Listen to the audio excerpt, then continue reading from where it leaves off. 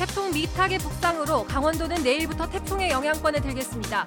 영서 지역은 내일 오전부터 비가 시작되겠고 바람도 매우 강하게 불겠습니다.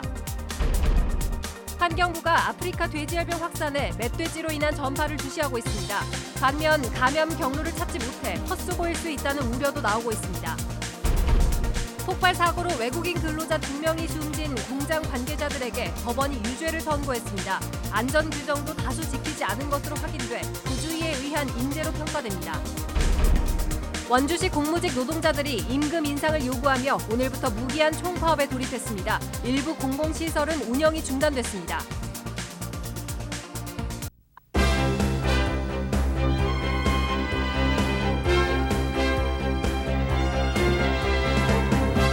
안녕하십니까. 뉴스데스크 원주입니다.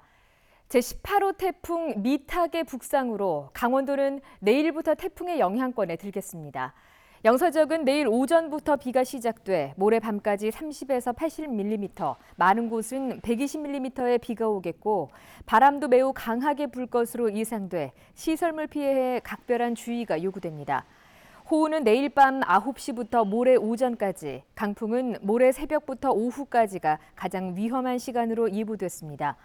원주시는 단계별 비상근무에 나서고 시설물 사전 점검을 벌이는 한편 오는 4일부터 간현관광지에서 개최할 예정이던 섬강축제를 취소했습니다.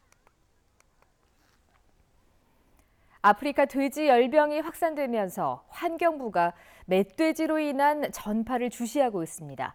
신고 포상제까지 운영하면서 감시를 강화하고 있는데요. 결국 감염 경로를 찾지 못해서 엉뚱한 곳에 힘만 빼고 있다는 지적 나옵니다. 보도에 조성식 기자입니다.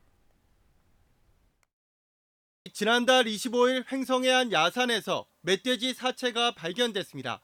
지자체가 아프리카 돼지열병을 의심해 검사를 의뢰했는데 다행히 음성으로 판정됐습니다. 이에 앞서 춘천에서도 멧돼지에 대한 의심 신고가 접수됐지만 이 또한 음성이었습니다. 아프리카 돼지열병에 대한 감염 경로가 제대로 파악되지 않으면서 환경부가 멧돼지로 인한 전파를 주시하고 있습니다. 실제 발병 지역 주변 산에 포획틀을 설치해 멧돼지에 대한 감염 여부를 검사하고 있습니다. 야생 멧돼지가 잘 움직이지 않거나 죽어있는 멧돼지를 발견해 신고할 경우 포상금을 주는 제도까지 도입했습니다. 야생 멧돼지와 사육 돼지 간의 상호 간염 가능성이 있어서 그 야생 멧돼지 의심 개체에 대한 신속한 조치를 통해서 발병 예방을 위해 하지만 일각에서는 이러한 노력이 방역 차단에 별 효과가 없을 것이란 목소리도 나옵니다. 최근 환경부에서 포획한 멧돼지 가운데 확진 판정을 받은 사례가 없는 데다 병에 걸린 멧돼지가 북한에서 넘어오기도 쉽지 않다는 겁니다. 야생동물에 의한 어떤 전염이 된다 이런 부분은 이제 좀 벗어나야 될 것 같아요. 그리고 좀 철저하게 어떤 방역을 하고 그다음에 역학조사를 통해 가지고 근원이 어딘지를 좀 정확하게 찾는 게 아프리카 돼지열병 유입에 대해 정부가 작은 가능성도 차단하겠다는 의지를 보이고 있지만 보름이 지난 지금까지 감염 경로를 찾지 못해 체계적 방역이 어려운 상황은 계속되고 있습니다. MBC 뉴스 조성식입니다. 지난해 원주의 한 공장에서 발생한 폭발 사고로 베트남 근로자 2명이 숨지고 2명이 크게 다쳤는데요. 법원은 당시 공장 관계자들에게 안전관리 의무 소홀로 유죄를 선고했습니다. 20여 가지 안전 부주의와 점검 소홀이 빚어낸 인재라는 평가가 나옵니다. 황구선 기자입니다. 화학제품 보관 탱크를 만드는 원주의 한 공장. 작년 11월 이곳 보관 탱크에서 난 폭발로 내부 작업 중이던 베트남 20, 30대 청년 2명이 숨지고 2명이 온몸에 화상을 입었습니다. 청년들은 탱크가 부식되지 않도록 화학제품을 덧바르는 일을 하고 있었습니다. 책임자분들은 지금 다 나가셨어요. 부자가 틀리기 때문에 안 오는 분들 별로 없어요. 명확한 폭발 원인은 밝혀지지 않았지만 사고 당시 탱크 안은 환기되지 않아 불이 붙을 수 있는 유증기가 차 있었고 반입이 금지된 본드 등 휘발성 물질로 작업을 한 사실이 드러났습니다. 법원은 안전관리 의무에 소홀했다고 보고 업체와 업체 관계자 모두에게 유죄를 선고했습니다. 재판부는 현장 감독자였던 공장 생산팀 A 계장에는 금고 6개월에 집행유예 1년을, 공장 안전관리 책임자였던 비본부장에 징역 1년에 집행유예 2년을 선고했습니다. 공장에도 벌금 700만 원을 주문했습니다. 회사 측에서 최소한의 그 필요한 그 안전 조치나 이런 거 기본적인 걸 싹 해줘야 되는데 그런 어떤 부분들이 어딘가 모르게 미흡하니까. 고용노동부 확인 결과 해당 공장은 분리 보관해야 하는 황산과 질산을 한 장소에 보관했고 노동자에게 방열복이나 보안경을 지급하지 않았습니다. 정기 안전 점검도 하지 않는 등 무려 26가지 안전 규정을 지키지 않는 것으로 확인됐습니다. 사업장 내에서 밀폐된 장소에서 작업을 해야 될 경우에는 사전에 충분한 환기 조치를 취하고 그리고 작업 중에는 유해가스가 얼마나 배출이 되고 있는지 농도를 실시간으로 측정을 해줘야 됩니다. 재판부는 해당 공장에서 유족과 사고 피해자들에게 충분하게 보상한 점을 고려했다고 밝혔습니다. MBC 뉴스 황구선입니다. 행정 일선에서 일하는 원주시 공무직 노동자들이 총파업에 돌입하면서 공공시설 파행 운영이 속출하고 있습니다. 우선 체육 지도자들이 파업에 참여하면서 원주관 내 수영장 4곳이 임시 휴관에 들어갔고 각종 교육 프로그램들도 운영이 중단됐습니다. 도서관과 행정복지센터 등 기관에서도 직원들이 부족해 민원인들의 대기 시간이 길어지고 있고 전기, 통신과 보건요원, 현업 종사원들도 파업에 참여하면서 업무에 차질을 빚고 있습니다. 원주시 공무직 노동조합원 250여 명은 인근 지자체 수준의 임금 인상을 요구하며 오늘부터 무기한 총파업에 돌입했습니다.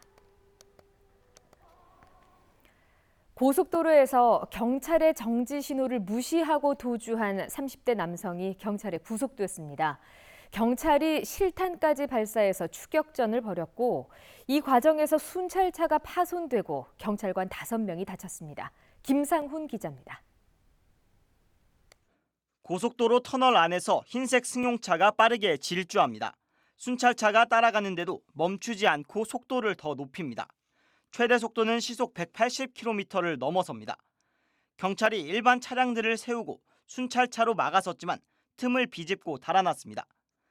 혼자 살고 있는 운전자 38살 이모 씨는 당시 직장에 출근하지 않고 연락이 되질 않았습니다. 이 씨가 걱정된 직장 동료는 경찰에 미귀가 신고를 했고 고속도로 순찰대가 이 씨 차량을 발견해 정차 명령을 내렸지만 도주한 겁니다. 순찰 차량을 치고 나가는 보고 저 차는 우리가 일반적으로 세우기 힘들구나.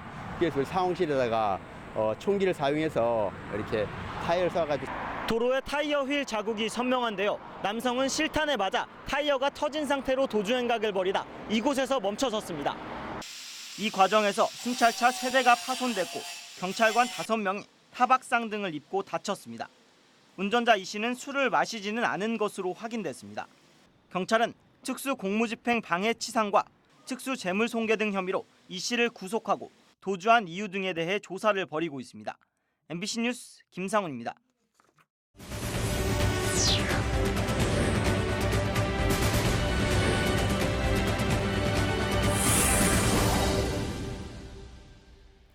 올해부터 도내 국공립 사립유치원 모두 유아 교육 정보 시스템인 처음 학교로를 통해서 원아를 모집합니다.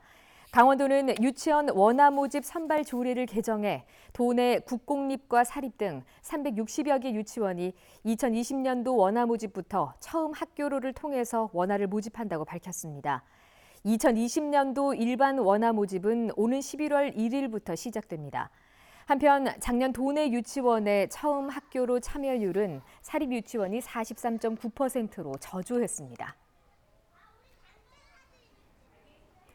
다음 달 14일에 치러지는 대학 수학능력시험 준비가 본격적으로 시작됐습니다. 강원도 교육청은 내일 도내 7개 시험지구 교육지원청 교육장과 44개 시험장 학교장에게 시험관리본부장 임명장을 수여하고 본격적인 수능 준비 체제에 돌입한다고 밝혔습니다. 올해 도내 수능 응시자는 지난해보다 1,200여 명이 줄어든 13,654명으로 오는 11월 14일 18개 시군 44개 시험장에서 수능 시험을 치르게 됩니다. 횡성한우협동조합이 기상청이 주관하는 기상기후산업박람회에서 날씨 경영 우수기관으로 선정됐습니다. 횡성한우협동조합은 민간 기상기업과 자체 기상정보 분석 체계를 구축하고 이를 날씨 스트레스에 민감한 한우 사육에 활용함으로써 조합원들의 수익 증대 효과를 거둔 것으로 평가됐습니다. 특히 한우가 가장 취약한 혹서기에 보온 스트레스 완화 프로그램을 운영해 기상 피해를 최소화한 것이 주목받았습니다.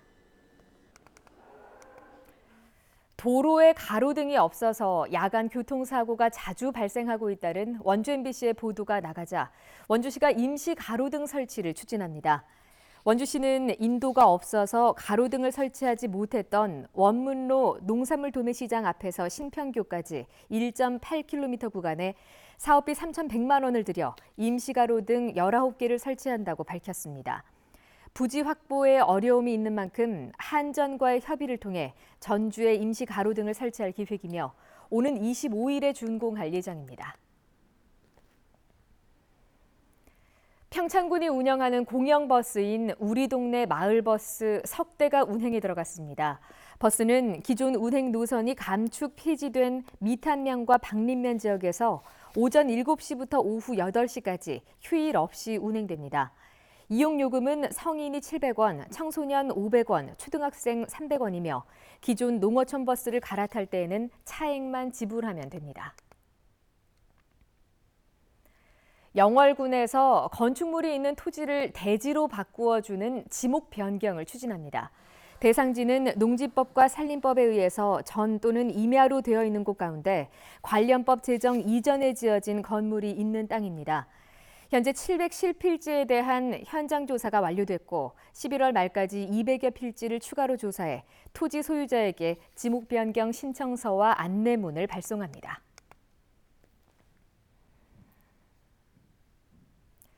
횡성군이 학생들의 간접 흡연을 막기 위해서 학교 통학로를 금연거리로 지정했습니다. 횡성 지역의 첫 금연거리로 지정된 곳은 횡성초등학교 정문에서 횡성군천 방향 300m와 횡성중고등학교 정문에서 옛 한전까지 양방향 350m 구간입니다.